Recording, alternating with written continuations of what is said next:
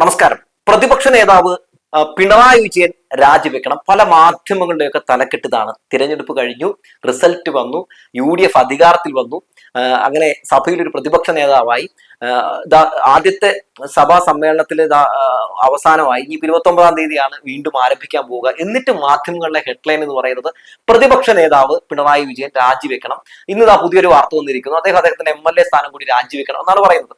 അപ്പൊ ഇതൊക്കെ പറഞ്ഞിട്ടുള്ളത് CPM ആണ്, സഖാക്കളാണ്, CPM നേതാക്കന്മാരാണെന്നൊക്കെയാണ് മാധ്യമങ്ങൾ പറയുന്നത്. എന്നാൽ ഏത് നേതാവ് എന്നതിനെ പറ്റി പറയുന്നില്ല. അതായത് ഏറ്റവും വലിയ രസകരമായിട്ടുള്ള ഏത് നേതാവ് എവിടെ വെച്ച് പറഞ്ഞു, മാധ്യമങ്ങളോട് പറഞ്ഞു, അല്ലെങ്കിൽ പ്രസ്താവന ഇറക്കി പറഞ്ഞു എന്നൊന്നും പറയുന്നില്ല. അപ്പൊ ഇതിൽ നിന്ന് നമുക്കൊരു കാര്യം മനസ്സിലാക്കാൻ സാധിക്കുന്നത് ഇതൊരു കല്ലുവെച്ച നുണയാണ് എന്നുള്ളതാണ്. സത്യത്തിൽ അദ്ദേഹം പ്രതിപക്ഷ നേതാവായി ഇരിക്കുന്നതിൽ ഭയക്കുന്നു മാധ്യമങ്ങൾ, ഭരണപക്ഷം എന്നുള്ളതാണ്. UDF ഭയക്കുന്നു. UDF-ന് വേണ്ടിയാണ് ഈ മാധ്യമങ്ങൾ പണിയെടുക്കുന്നത് എന്നുള്ളതാണ്. ഈ CPM-ന്റെ നേതൃത്വം എന്താണ് പറയുന്നതെന്ന് അറിയാമോ? പ്രതിപക്ഷ നേതാവായിട്ടിരിക്കാൻ എന്തുകൊണ്ടും യോഗ്യൻ അദ്ദേഹമാണ്. കാരണം PB അംഗം കൂടിയാണ്.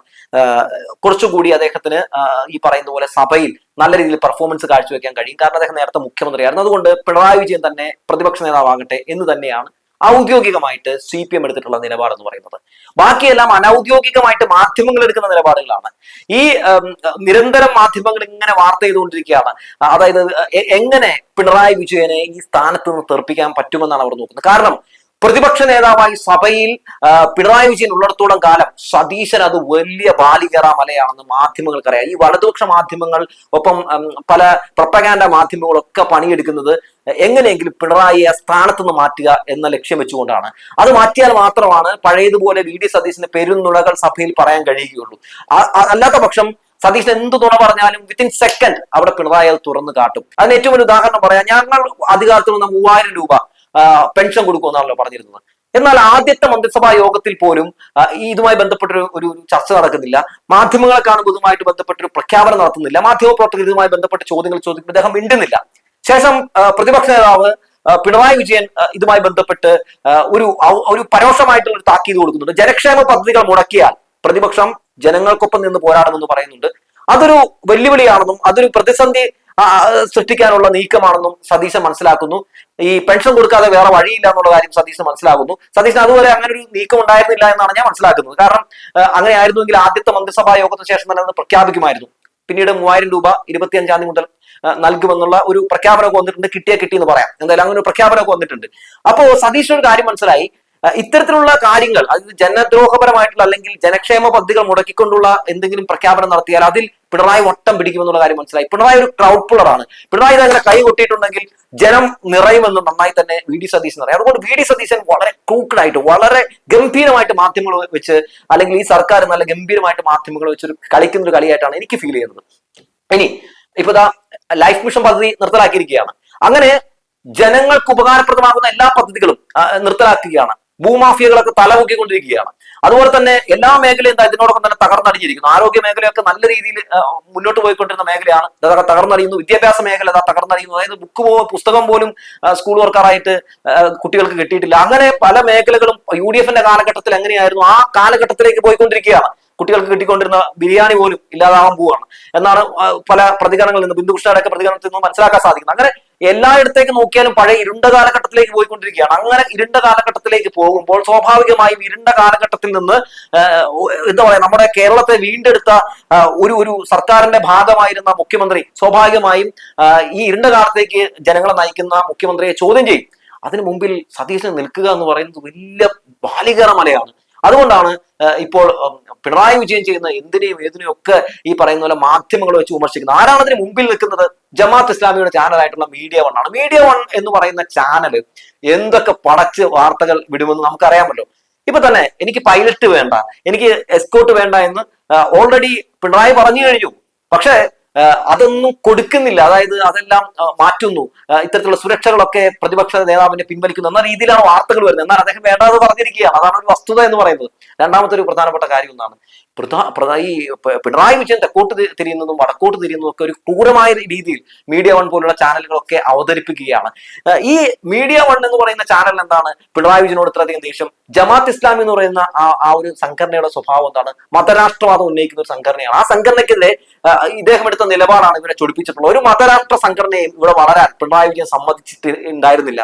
മാത്രമല്ല ഇത്തരത്തിലുള്ള വർഗീയ സംഘടനകൾക്കെതിരെ ശക്തമായ നിലപാട് സ്വീകരിച്ചിട്ടുള്ള ഒരു വ്യക്തിയായിരുന്നു പിണറായി വിജയൻ. അതുകൊണ്ട് തന്നെ പിണറായി ഈ പറയുന്ന പ്രതിപക്ഷത്തിരിക്കുമ്പോൾ ഇത്തരം ഈ വിഷവിത്തുകൾക്ക് വിഷസംഘടനകൾക്ക് തലപൊക്കാൻ പെട്ടെന്ന് പറ്റിയെന്നിരിക്കില്ല. അപ്പോൾ അങ്ങനെ പൊക്കിയിട്ടുണ്ടെങ്കിൽ അദ്ദേഹം അടിച്ചിടുമെന്ന് അറിയാം. അപ്പൊ അതുകൊണ്ട് ആദ്യം തന്നെ അദ്ദേഹത്തെ ആ സ്ഥാനത്ത് നിന്ന് നീക്കം ചെയ്യുക എന്നുള്ളതാണ്. എന്നാൽ മാത്രമാണ് ഈ പ്രൊപ്പഗാൻഡസ് എല്ലാം നടപ്പിലാക്കാൻ കഴിയുകയുള്ളൂ. എന്നാൽ പിണറായി വിജയൻ ആകട്ടെ ഈ ഇത്തരത്തിൽ വരുന്ന വാർത്തകളെയൊക്കെ ചിരിച്ചുകൊണ്ടാണ് തള്ളുന്നത്.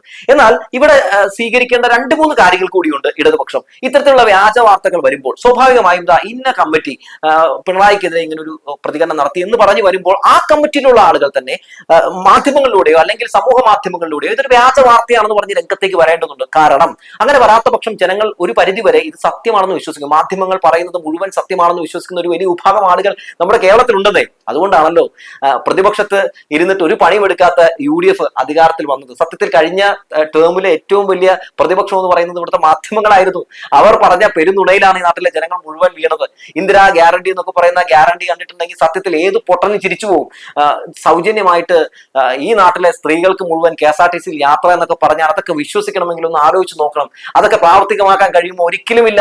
അത് ഒരു വണ്ടിയിൽ മാത്രം എന്നൊക്കെ പറഞ്ഞാൽ നമുക്ക് പിന്നെയെങ്കിലും വിശ്വസിക്കാം. ഇത് എല്ലാ വണ്ടിയിലും എന്നാണ് അന്ന് പറഞ്ഞത്. ഇപ്പൊ ഒരു വണ്ടിയിലേക്കൊക്കെ ആയി മാറുന്നുണ്ട്. അപ്പൊ അങ്ങനെ പെരുന്നുണകൾ കൊണ്ട് തീർത്ത ഇന്ദിരാ ഗ്യാരണ്ടി, ആ ഇന്ദിരാ ഗ്യാരണ്ടി നല്ല രീതിയിൽ തന്നെ മാധ്യമങ്ങൾ കൊണ്ടുപോയി ജനങ്ങൾക്ക് വിതരണം ചെയ്തു. അതിൽ ജനങ്ങൾ വീണു എന്നുള്ളതാണ് UDF കിട്ടിയ ഏറ്റവും വലിയ ഗുണം എന്ന് പറയുന്നത്. പ്ലസ് ഈ BJP ഒരു കൈത്താങ് കൂടി ആ വഴി ഈ വഴിയൊക്കെ നന്നായിട്ട് കിട്ടിയിട്ടുണ്ട്. അതൊക്കെയാണല്ലോ നമുക്ക് ഈ വോട്ടിംഗ് പാറ്റേണിൽ നിന്ന് മനസ്സിലാക്കാൻ സാധിക്കുന്നത്. അപ്പോ സ്വാഭാവികമായും ഇവർ 102 പേരുണ്ടെങ്കിലും സഭയിൽ 102 അല്ല, ഈ നമ്മുടെ മുരളീധരനും അതുപോലെ തന്നെ രാജീവ് ചന്ദ്രശേഖരനും ഗോപകുമാറും ഒക്കെ ശരിക്കും UDFന്റെ മനസ്സുള്ള ആളുകളായിരിക്കുമല്ലോ. സ്വാഭാവികമായിട്ട് അങ്ങനെ ആകാനാണ് സാധ്യത. ഇവരൊക്കെ ഒറ്റക്കെട്ടായി നിന്നാലും പിണറായി ഒറ്റയ്ക്ക് മതി എന്ന് അവർക്കറിയാം. അതിനേക്കാളും ഒക്കെ ശക്തി പിണറായിക്കുണ്ടെന്ന് നന്നായിട്ട് അറിയാം. അപ്പൊ പിണറായിയെ ജനങ്ങൾക്ക് മുമ്പിൽ അങ്ങ് തകർത്ത് തരിപ്പണമാക്കുക എന്നത് തന്നെയാണ് ഇപ്പോൾ ഇവർ എടുത്തിട്ടുള്ള ഒരു നിലപാട്. മാധ്യമങ്ങളിൽ നിരന്തരം വാർത്ത വരുമ്പോൾ സഖാക്കളൊക്കെ ഇറങ്ങി പോന്ന് പറയുന്നതാണ് വിചാരിച്ചിരിക്കുന്നത്. ഈ ഒരു തോൽവിയുടെ കാരണം എന്ന് പറയുന്നത് അത് പിണറായി വിജയനാണെന്നൊക്കെ വരുത്തി തീർക്കാൻ വേണ്ടി ശ്രമം നടത്തുന്നുണ്ട്. അത് പിണറായി ആണ് ഇതിന് കാരണക്കാരൻ എന്നൊക്കെയാണ് മാധ്യമങ്ങൾ സൃഷ്ടിക്കുന്ന പല രീതിയിലുള്ള ആ ഒരു എഴുത്ത് എന്ന് പറയുന്നത്. പക്ഷേ ഈ തോൽവിയുടെ ഉത്തരവാദിത്തം ഒരു കൂട്ടുത്തരവാദിത്തമാണെന്നാണ് CPM പറയുന്നത്. അതൊന്നും മാധ്യമങ്ങൾ കൊടുക്കില്ല കേട്ടോ. എന്തായാലും പ്രതിപക്ഷം ഭരണപക്ഷത്തിലേക്ക് വരാൻ പോവുകയാണ്. ഇപ്പൊ പാരിയത്തുകാവിലെ വിഷയമായിട്ട് ബന്ധപ്പെട്ട് പിണറായി വിജയൻ ആ സമരഭൂമി സന്ദർശിക്കാനായിട്ട് പോകുന്നു എന്ന് കേട്ടപ്പോൾ തന്നെ സതീശൻ അവിടെ വന്നില്ല, അവിടെ വരില്ലല്ലോ, പേടിയാണല്ലോ. സതീശന്റെ സർക്കാർ പോലീസുകാരോട് ഇനി അവിടെ ഒന്നും ചെയ്യരുതെന്ന് പറയുന്നു, പിന്തിരിഞ്ഞു പോകാൻ പറയുന്നു.